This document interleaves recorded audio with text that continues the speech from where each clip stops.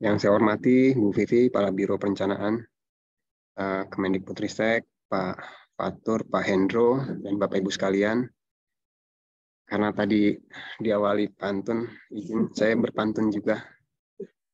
Dan ini dipaksa sebenarnya. Singgah sebentar di rumah Basir, meminta tomat dan pepaya. Untuk Anda yang telah hadir, salam hormat dari saya. Assalamualaikum warahmatullahi wabarakatuh. Terima kasih Bapak Ibu sekalian, Bu Vivi yang sudah memberikan kesempatan kepada kami untuk bisa ikut hadir dalam acara sosialisasi ini. Ini merupakan momen yang sangat penting dan tepat ya, karena saat ini kita sudah masuk dalam fase untuk penyiapan usulan DAK Fisik tahun 2024. Izin saya share screen, Pak Taufik. Silakan, Pak. Sudah terlihat ya. Ini yang share screen saya atau Pak Hairul ya? Saya aja. Nah, biar saya bisa mengendalikan ininya, slide-nya.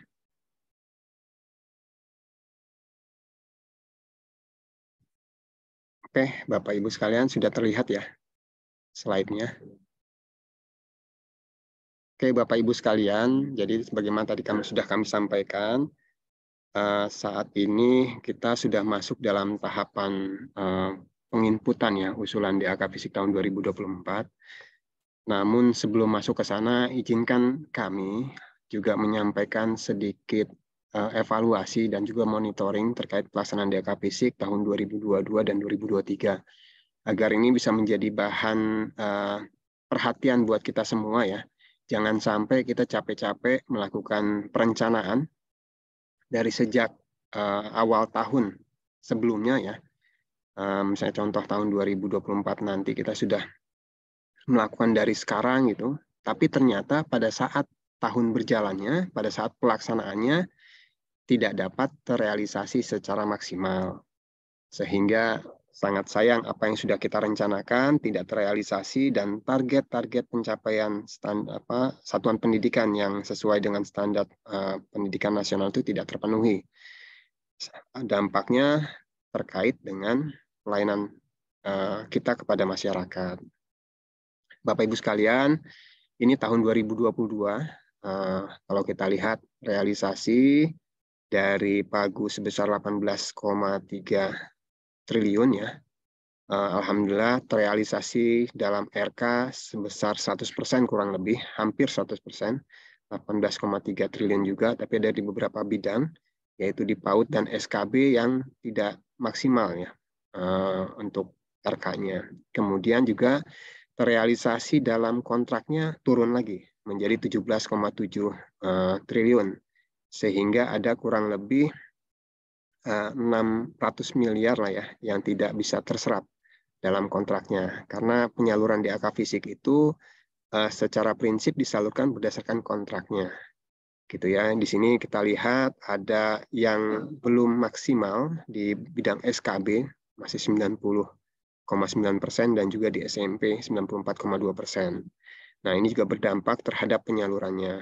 Penyalurannya kurang lebih hanya 96,4% dari pagunya, nilai pagunya, atau kurang lebih 17,6 triliun ya. 100, kurang lebih 100, ya hampir 500-an lah miliaran dari kontraknya. Nah, yang belum maksimal itu di SKB ini. Ini juga mungkin jadi perhatian nantinya, karena kami lihat dari tahun-tahun sebelumnya di SKB juga relatif tidak terserap maksimal gitu ya. Kemudian juga di SMP 94,1%. Dan ini perlu ditingkatkan lagi. Jadi kalau kita lihat pagu paling rendah itu penyerapannya di SKB dan SMP. Ini gambaran di tahun 2022 per 21 Juni. Kemudian untuk tahun 2023, Bapak Ibu sekalian, ini juga cukup cukup harus menjadi perhatian kita semua gitu. Kenapa? Karena saat ini kita sudah masuk di akhir bulan Juni atau di akhir semester 1 sudah akan masuk ke bulan Juli yang artinya ada tanggal keramat di 21 Juli yang merupakan batas akhir penyaluran tahap 1 dan juga penyaluran sekaligus. Jadi kalau kita lihat dari pagu 15,8 triliun untuk bidang pendidikan ya termasuk perpustakaan, kalau untuk RK-nya relatif bagus gitu ya, 15,8 triliun juga, 99,9% lah ya. Dan kontraknya, nilai kontraknya itu sampai dengan saat ini, per 21 Juni, baru 7,4 triliun, atau masih 47,4%. Dengan nilai penyaluran masih sebesar 1,18 triliun, atau sebesar 7,52% dari totalnya. Seharusnya tahap 1 ini kurang lebih penyalurannya sebesar 3,88 triliun. Jadi masih sangat jauh gitu ya, masih ada 2 triliunan kurang lebih untuk mencapai target tahap 1-nya nih. Jadi ini perlu menjadi perhatian kita semua. Penyaluran tertinggi kalau kita lihat memang di bidang perpustakaan ya. Kalau kita lihat di bidang yang pendidikannya itu di SMK. Kemudian untuk RK hampir semua daerah RK-nya terpenuhi ya. Tapi ada satu daerah di bidang sub bidang SKB yang tidak terrealisasi, yaitu Kabupaten Kolaka Timur. Jadi untuk sub bidang SKB ini hangus otomatis, tidak akan ada penyaluran untuk Kabupaten Kolaka Timur. Jadi sekali lagi Bapak Ibu, harap ini menjadi perhatian kita bersama, karena ini momen yang sangat penting untuk kami sampaikan, mengingat waktu kurang lebih tinggal 30 hari lagi mendekati tanggal keramat 21 Juli. Nah ini Bapak Ibu sekalian kurang lebih tren ya, gambaran tren kontrak dan penyaluran dari tahun ke tahun gitu. Kurang lebih modelnya sama gitu ya. Jadi dia meningkat kalau untuk tren kontrak itu di bulan Juni dan Juli gitu. Sedangkan di Januari sampai Mei itu relatif pergerakannya tidak terlalu banyak gitu ya. Karena proses penandatanganan kontrak dimulai Maret, kemudian meningkat pesatnya di Juni-Juli gitu. Untuk yang di 2020 karena ada relaksasi sehingga di bulan Agustus masih ada kontrak. Tapi mulai 2022 kemarin kita cuma relaksasi sampai dengan tanggal 31 Juni. Kemudian ya, jadi kita lihat 70% itu nilai kontrak itu dilakukan di Juni-Juli. Nah ini kalau misalnya kontrak baru dilakukan di Juni-Juli, artinya apa? Pelaksanaan kegiatan itu rata-rata baru di bulan Juli-Agustus gitu ya. Sehingga waktu sudah cenderung mepet gitu. Nah kalau kita lihat penyaluran juga, penyaluran itu relatif menumpuknya ya di bulan Juni-Juli gitu. Kemudian di Oktober dan di Desember. Jadi kalau kita lihat peningkatannya itu di tanggal-tanggal keramat. Pada tanggal 21 Juni, 21 Oktober, dan 15 Desember. Gitu. Jadi identifikasi kami, ya keterlambatan ini salah satunya karena proses pengadaan barang dan jasanya yang terlambat. Ya. Kemudian juga pelaksanaan review APIP yang mungkin belum optimal ya koordinasinya dengan teman-teman inspektorat di daerah. Kemudian juga realisasi penyerapan belum kemungkinan ini belum jadi ukuran kinerja kepala SKPD-nya ya. Atau kepala daerah. Jadi penyerapan di AK Fisik ini belum menjadi perhatian benar lah dari teman-teman di OPD-nya.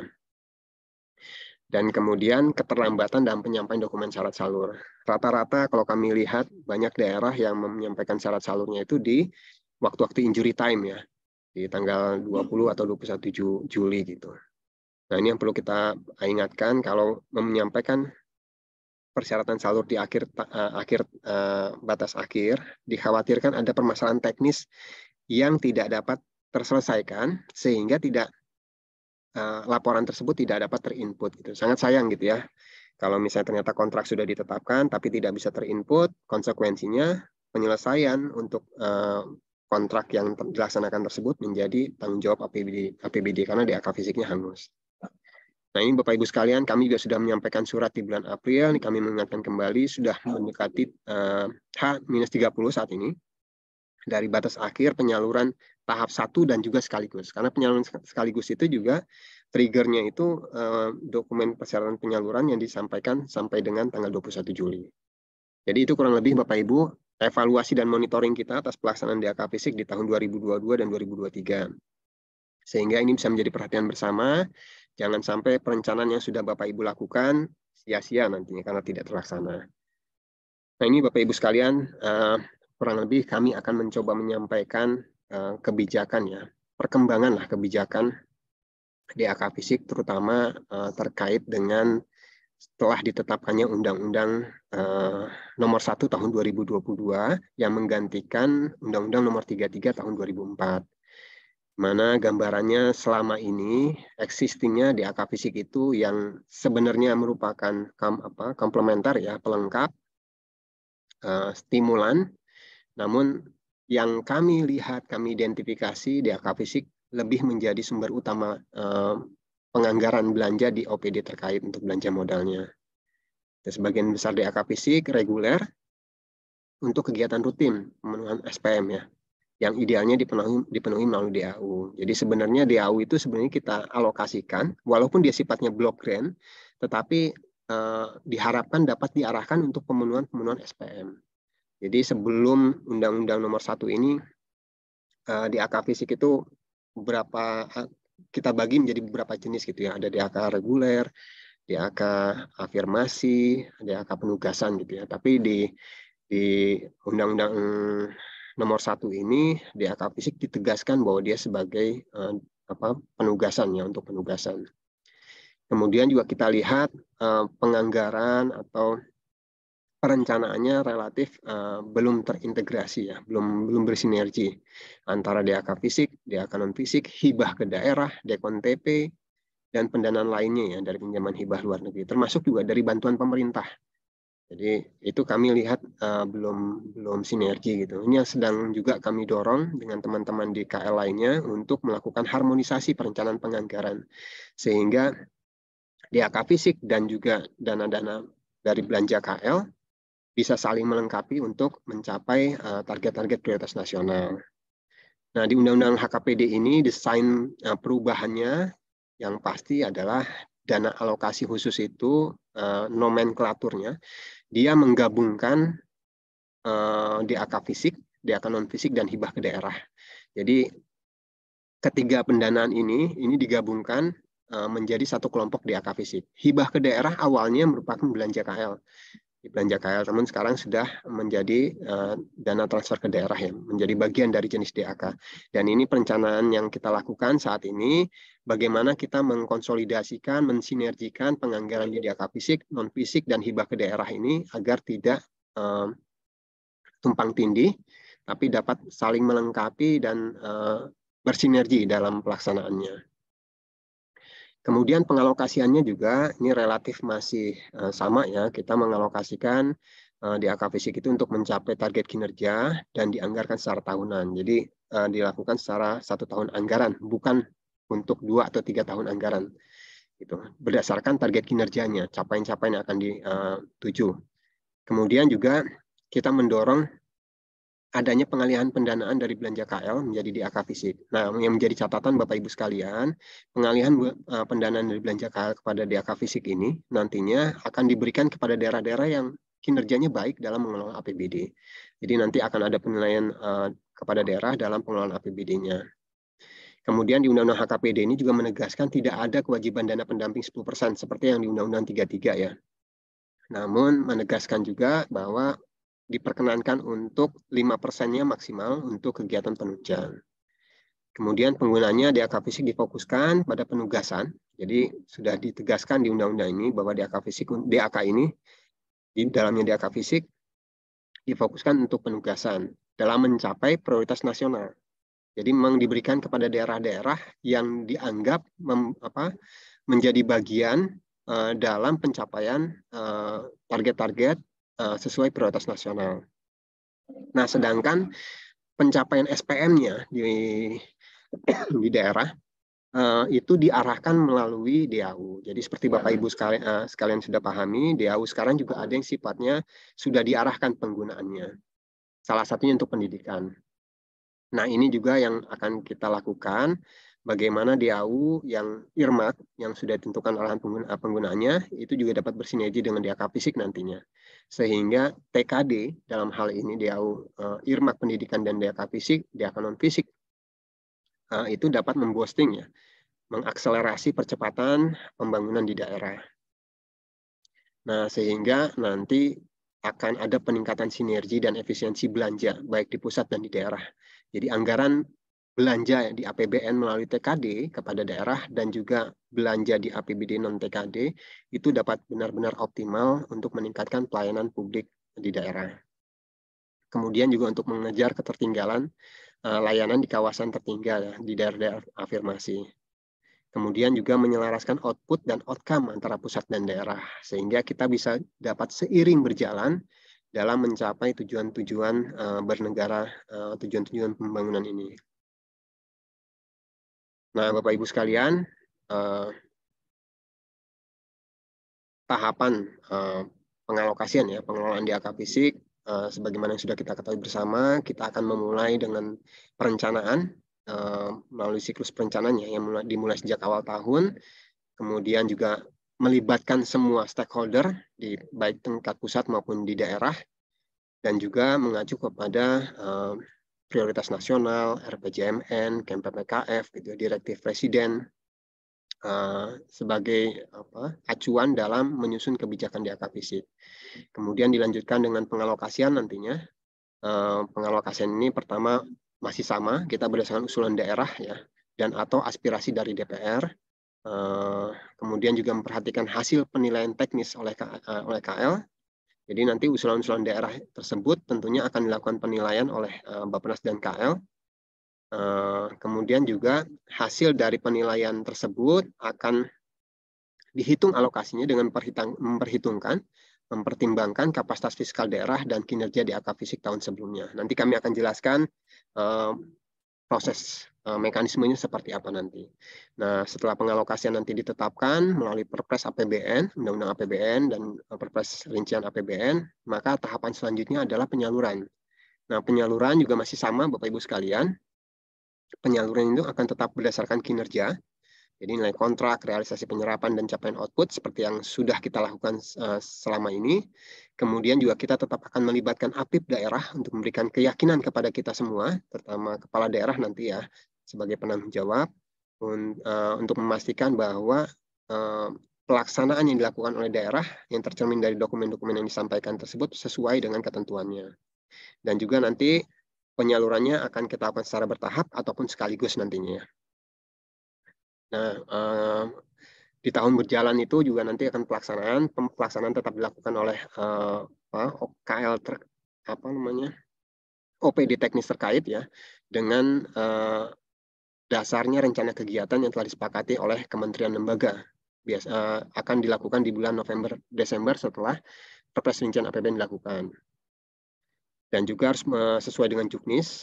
Dan yang menjadi catatan lagi bahwa RK nanti yang sudah ditetapkan itu tidak dapat dilakukan perubahan, kecuali dalam kondisi force majeure. Adapun optimalisasi dari selisih kontrak dengan Pagu masih bisa dilakukan sampai dengan bulan Maret. Dan juga pemantauan evaluasi tetap kita lakukan, dilakukan oleh kepala daerah maupun pemerintah pusat. Kemudian juga pemantauan yang kami lakukan terhadap pengelolaan kegiatan, capaian keluaran, dampak dan manfaat, serta realisasi penyerapan dananya, itu kita akan pantau melalui aplikasi Omspan.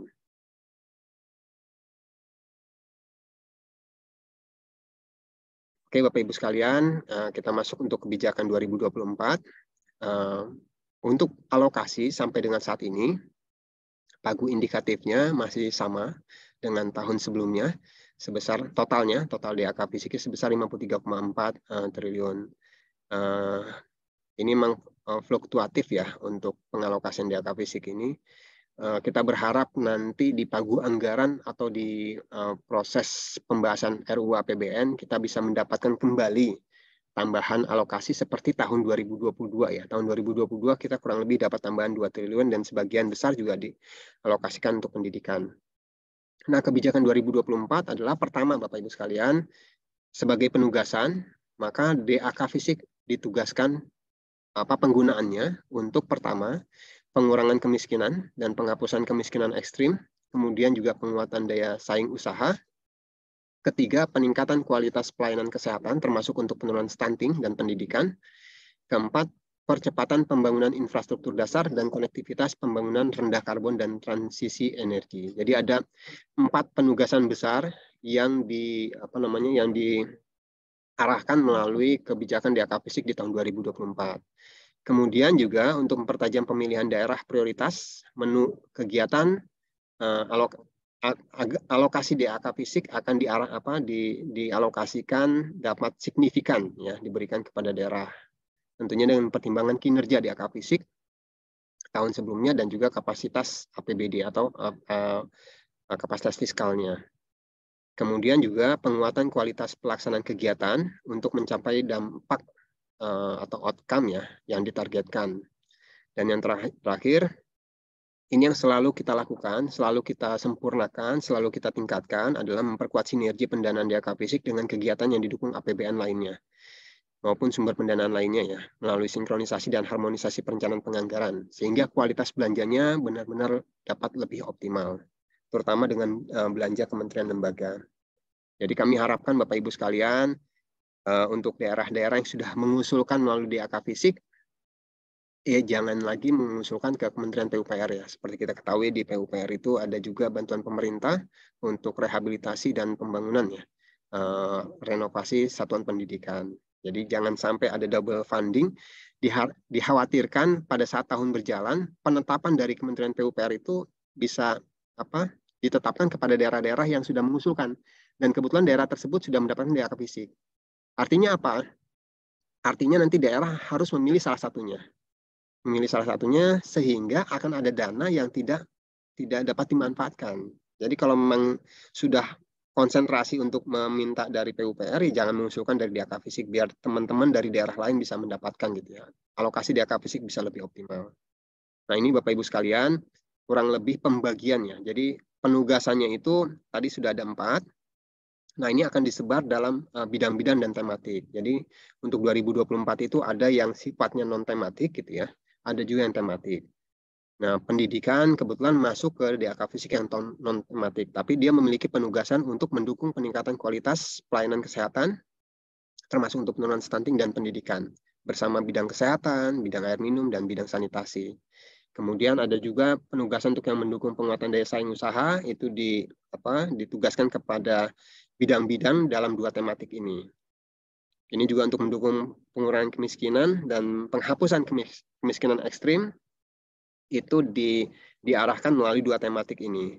Dan yang terakhir, untuk mendukung percepatan pembangunan infrastruktur dasar dan konektivitas pembangunan rendah karbon dan transisi energi, diarahkan melalui bidang jalan dan juga tematik peningkatan konektivitas elektrifikasi di daerah informasi. Jadi ini kurang lebih Bapak Ibu, bidang-bidang yang akan didanai melalui DAK Fisik, termasuk dengan tematik-tematiknya. Jadi kalau untuk tematik ini memang bidang-bidang yang dalam tematik tersebut bersinergi untuk mencapai output-output di tematik tersebut. Nah, ini tadi sudah kami sampaikan untuk bidang pendidikan, sementara ini pagu indikatif masih sebesar 15,82 triliun. Kita berharap bisa dapat penambahan. Nah, ini Bapak Ibu sekalian jadwal persiapan ya. Untuk pengalokasian DAK Fisik, kita sudah menyampaikan melalui surat Dirjen Perimbangan Keuangan atas nama Menteri Keuangan nomor S46 MK.07 tahun 2023 tentang pedoman penyusunan dan penyampaian usulan DAK Fisik oleh pemerintah daerah sebagai dasar pengalokasian DAK Fisik tahun 2024. Jadi tanggal 19 Juni ini sudah dimulai dibuka untuk penginputan usulan di Krisna DAK Fisik. Untuk selanjutnya nanti ada pengunggahan surat pengantar ya sampai dengan 25 Juli, verifikasi usulan tanggal 14 sampai 21 Juli, kemudian nanti penilaian awal usulan DAK Fisik tanggal 17 Juli sampai 6 Agustus, kemudian penilaian akhir di 14 sampai dengan 31 Agustus. Tanggal-tanggal ini sangat perlu diperhatikan oleh Bapak Ibu sekalian ya, agar proses penginputan usulan itu dapat dilaksanakan dengan baik.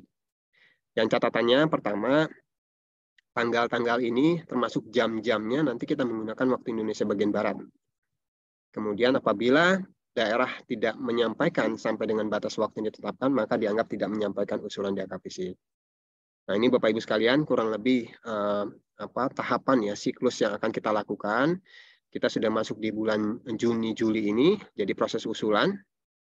Kemudian nanti di tahapan akhir di penilaian awal dan sinkronisasi di bulan Juli Agustus ini sinkronisasi akan dilakukan, dan di September Oktober nanti mulai proses penghitungan di Septembernya ya, kita proses penghitungan DAK fisik dengan mempertimbangkan kinerja alokasi DAK fisik tahun sebelumnya, kemudian kapasitas fiskal, dan setelah itu nanti akan dibawa ke DPR dalam pembahasan RUU APBN tahun 2024 dalam pembicaraan tingkat 1 yang akan ditetapkan biasanya di September akhir atau Oktober awal gitu ya.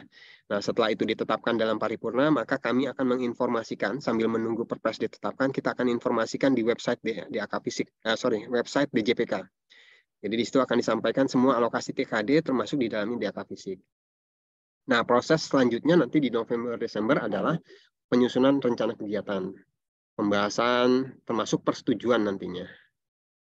Dan RK ini menjadi dasar Bapak Ibu menyusun DPA di APBD. Untuk selanjutnya nanti 2024 kita akan lakukan penyaluran. Jadi pagu indikatif saat ini masih pagu indikatif Bapak Ibu sekalian. Nanti di Juli Agustus akan ada pagu anggaran sebelum nota keuangan dibacakan Presiden. Kita berharap ada tambahan ya. Dan terakhir nanti di pagu alokasi sebagai dasar penetapan di Perpres APBN. Jadi prosesnya melalui Krisna, nanti Pak Hendro akan menyampaikan secara komprehensif ya, terkait Krisna ini. Sedangkan untuk penyaluran di tahun berjalan kita menggunakan aplikasi OMSPAN. Nah, ini proses untuk pengalokasian DAK fisiknya Bapak Ibu sekalian. Dengan hasil penilaian akhir nanti yang Bapak Ibu sampaikan usulannya, kemudian dilakukan penilaian awal oleh Kementerian Lembaga dan Bappenas, kemudian juga dilakukan sinkronisasi harmonisasi. Nah, setelah itu alokasi tersebut daerah-daerahnya dan alokasinya akan disampaikan ke kami untuk kami lakukan penyesuaian alokasinya. Penyesuaian alokasi DAK fisik ini kita akan pertimbangkan tadi dari kapasitas fiskal dan kinerja DAK fisik tahun sebelumnya. Jadi nanti akan ada daerah yang dipotong untuk daerah yang kinerjanya jelek gitu ya. Dan akan ada yang ditambah. Jadi di sini proses reward and punishment ini ada di simulasi kedua ini. Nah, setelah itu nanti kita akan lakukan penyesuaian ya, alokasi minimum maksimum sesuai berita acaranya.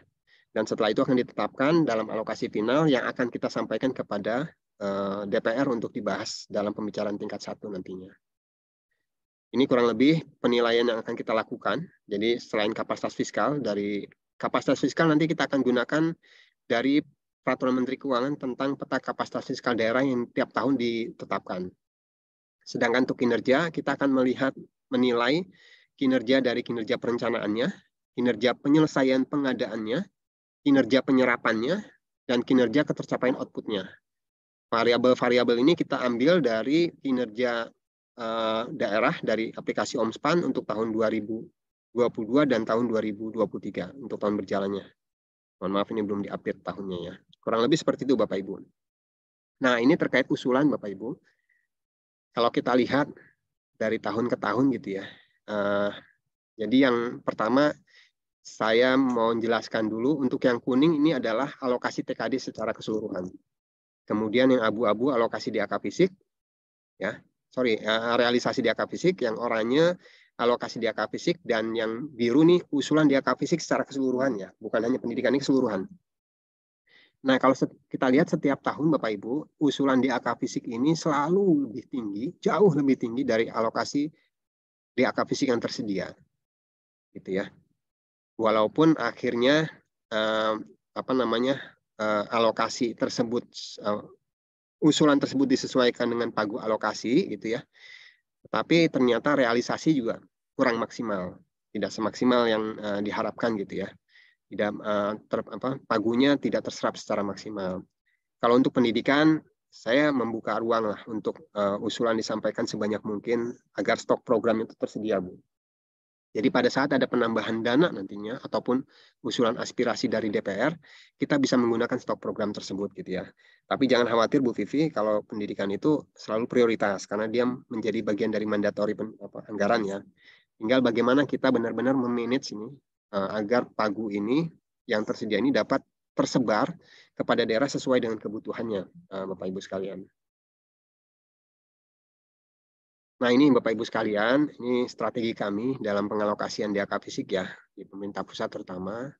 Yang pasti kita akan menilai dari usulan DAK fisik yang disampaikan oleh pemerintah daerah. Ini usulan yang akan dinilai oleh Bappenas dan kementerian lembaga ya. Pertama, yang pasti harus sesuai dengan kewenangan, dan juga usulan tersebut mendukung pencapaian prioritas nasional ya. Ini sudah dibatasi melalui readiness kriteria Bu ya.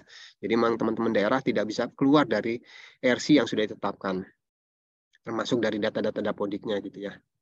Kemudian kami juga memastikan akan melakukan sinergi pendanaan gitu antara belanja KL dengan APBD di daerahnya. Jadi ini yang selalu kita tingkatkan agar benar-benar harmonis, saling mendukung antara APBD non DAK fisik ya dengan belanja KL dan DAK fisik nantinya. Dan juga kami berharap kewajaran Bu Vivi ya untuk unit cost-nya dan readiness kriterianya gitu. Nah, nanti pengalokasiannya kita akan memperhatikan hasil penilaian dari yang usulan daerah yang disampaikan oleh yang sudah dinilai oleh KL dan Bappenas melalui SINHAR-nya. Kemudian kami juga akan perhatikan kinerja realisasi DAK fisik tahun sebelumnya, tahun berjalan. Jadi tahun sebelumnya itu untuk 2024 berarti tahun 2023 dan tahun 2022. Jadi ini benar-benar sangat perlu diperhatikan, terutama untuk yang 2023 ini, karena menjadi bagian dari reward and punishment. Kemudian juga mempertimbangkan kapasitas fiskal daerah, dan juga alokasi per daerah yang signifikan, yang kita harapkan signifikan ya, benar-benar dapat optimal buat kebutuhan akselerasi pembangunan daerah. Kemudian nanti penyaluran, kita akan tetap mempertahankan kebijakan penyaluran berdasarkan kinerja. Jadi kalau misalnya kinerjanya tidak baik, berdampak terhadap kesiapan persyaratan penyaluran. Kalau tidak disampaikan, ya berarti tidak disalurkan. Kemudian kinerja diukur dari data kontrak, capaian realisasi penyerapan, SP2D ya, dan realisasi capaian output. APIP juga kita harapkan semakin baik lagi untuk dapat terlibat untuk mereview laporan realisasi DAK fisik. Dan untuk penyaluran kita akan menyesuaikan ya, termasuk perubahan-perubahan kegiatan daerah kalau kondisinya force major. Mungkin itu Mbak Iva, Bapak Ibu sekalian, Pak Taufik, mohon maaf, paparan yang bisa kami sampaikan. Saya berharap nanti kita ada diskusi lebih lanjut dari Bapak Ibu sekalian.